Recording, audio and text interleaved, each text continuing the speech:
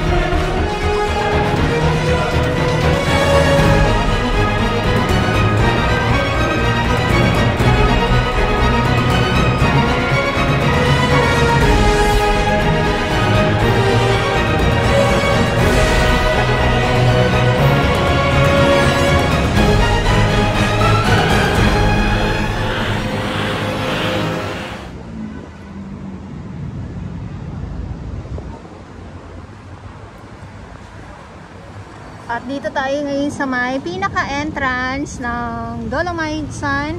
At syempre yung ating mga security guard. Yes, andyan sila. Oo.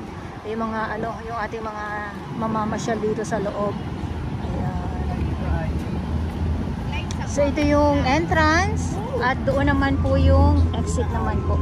Yan dyan. At welcome sa Dolomite Sun, mga madam.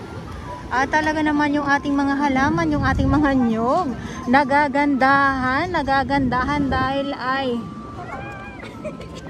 nasimot na po yung mga sandamakmak na mga basura dito ng mga nakaraang araw lang po. Talaga naman, so sabi ko nga ay maraming salamat po sa ating Manila Bay Warriors. Kahit na umulan uminit ay nandito sila. Ayan, selfie na kayo. Wala naman po kayong ibang gagawin dito pag once nandito kayo sa Dolomite Sun, kundi sulitin, i-aura ng bongga. Ayan, i-aura talaga ng bongga.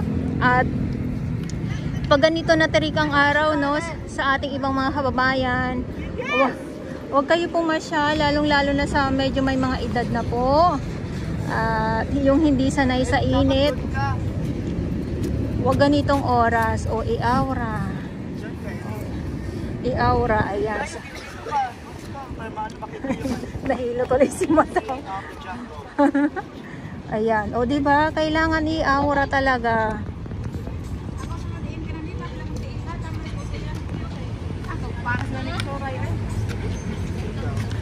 I-aura ng todong-todo. Ayan. Wala, sige. So ngayon ay tarik nga po ang araw sa ating medyo may mga edad na at hindi sanay nga po sa lakaran or sa init. Wag po kayo pumasyal ng ganitong oras dahil ay hindi po maganda sa inyong mga kalusugan o kaya sa may mga high blood kaya kailangan maaga or kung hindi naman po ay yung sunset, kung kayo ay sunset lover naman po, why not? So i-aura talaga ng Todo yan. Grabe na aurahan ito.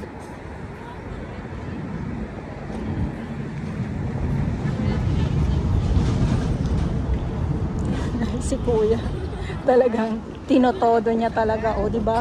Ang kuha kailangan minsan may pababa bago itaas, o di ba? Nakakatuwa lang. Ito yung update natin dito sa ay dito sa Dolomites Sand. Pati ako ay nabibigla sa kanila. Ayan, masaya talaga pag sama-sama ang mga magbabarkada na pumasyal sa isang lugar, hindi po ba? Ayan, katulad na lang nito nila, di ba? Bongga. Ayan, smile. Ayan.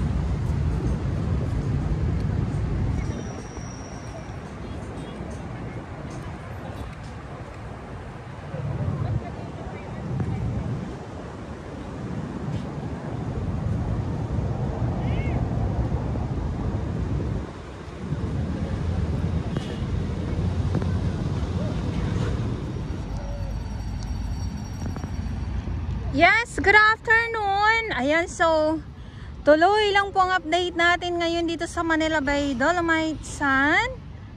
At maglakad tayo. Good afternoon po sa inyong lahat at sa mga baguhan. Yes, welcome sa channel ni Miss Jelani Darabels. Mahalin niyo po ako ng buong buo. Yun ay hindi galing sa ilong ng Maisingaw. Karasbuhan at ito na nga po, no. So, puntahan natin ang phase 2 ng Dolomites Sand.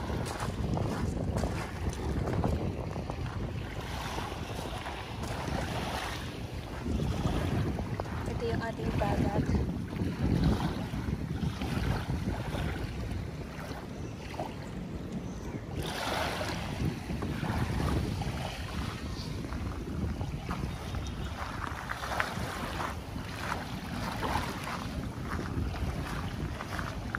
Ang linaw. Yeah, so doon tayo sa kabilang side naman at silipin natin sila doon. May mga iilan ng mga basura pero ano na lang to, naanod na lang ito, gawa ng medyo malakas-lakas na naman po ang alon. At wala na nga po yung mga tambak na basura dito, ano, nasimot na syempre.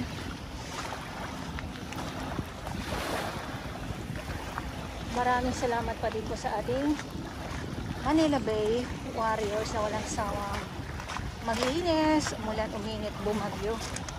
Andito po yan sila, ang ating Estero Rangers ng DNR, MMDA, DPS Mandaragat, doon sa Manila Yacht Club.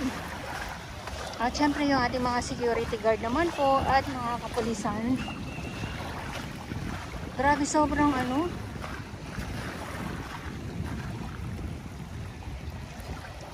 sobrang low tide.